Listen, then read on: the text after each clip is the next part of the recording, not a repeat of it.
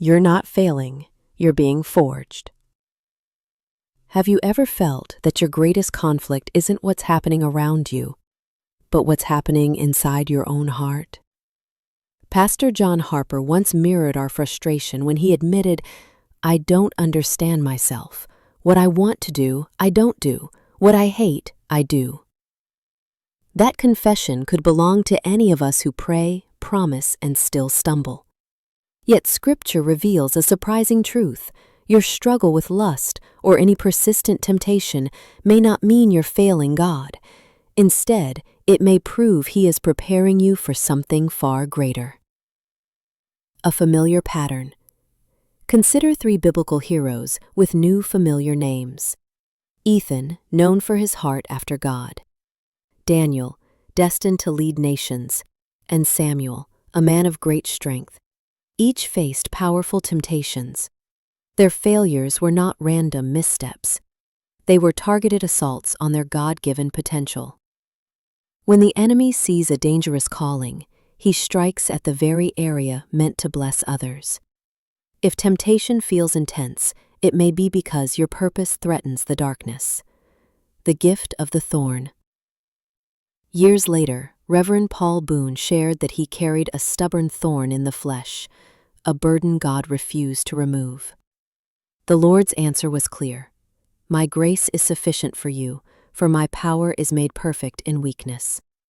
Whatever Reverend Boone's thorn was, its purpose was to keep him humble and dependent on grace. Perhaps your own ongoing battle serves the same purpose. Instead of proof that God has abandoned you, it may be the anchor that keeps you close to Him. Giants who wrestled and rose. History proves the point. Dr. Augustine Miller prayed, "Lord, make me pure, but not yet," before becoming a theological pillar. Author Charles Lewis once described his mind as a zoo of desires, yet his writings still draw millions toward faith. Even Sister Mary Teresa, famous for her compassion, confessed to long seasons of spiritual darkness. What made these figures great was not perfection, it was unrelenting perseverance. They let battle wounds drive them deeper into grace, and grace turned their scars into testimonies, 4 responses that forge the chosen. Recognize the attack. When temptation spikes, pause and ask, which part of my calling is the enemy targeting? My leadership, my marriage, my ministry to others? Identifying the real target steals power from the ambush. Turn shame into sacred awareness. Guilt isolates. Honest confession invites help. Like Reverend Boone, who declared, "When I am weak, then I am strong." Exposing weakness to the light lets God's strength flow in. Weaponize your wounds. The pain you survive today can comfort someone tomorrow. Scripture says God comforts us in all our troubles, so we can comfort others. Your healed places become healing places. Practice grace-fueled discipline. Freedom is not willpower alone. It's willpower empowered by grace. Daily prayer, scripture, accountability partners, and clear media boundaries turn discipline into a lifestyle of protection. A new lens on struggle. Many believe ongoing temptation means they're drifting from God. In reality, heightened sensitivity to sin often proves the Spirit is working. King David's fall led to Psalm 51, a prayer that has comforted generations. God didn't discard David, He transformed him.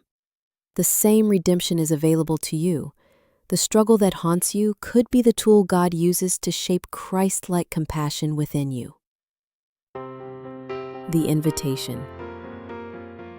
Your struggle is not the final chapter.